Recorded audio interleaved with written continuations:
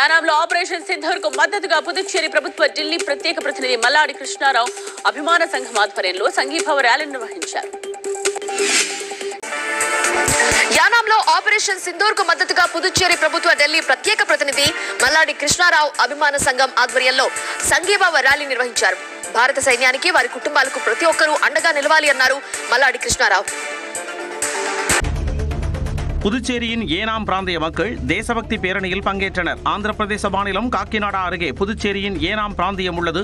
இந்த நிலையில் இங்குள்ள மக்கள் டெல்லி பிரதிநிதி மல்லாடி கிருஷ்ணராவ் தலைமையில் தேசபக்தி பேரணியில் ஈடுபட்டனர். இந்திய வீரர்களுக்கு மரியாதை செலுத்தும் விதமாக தேசிய கொடியை ஏந்தி பேரணியில் கலந்து கொண்டனர். பாலயோகி விளையாட்டு மைதானத்தில் இருந்து புறப்பட்ட பேரணி முக்கிய வீதிகள் வழியாக சென்று நிறைவடைந்தது.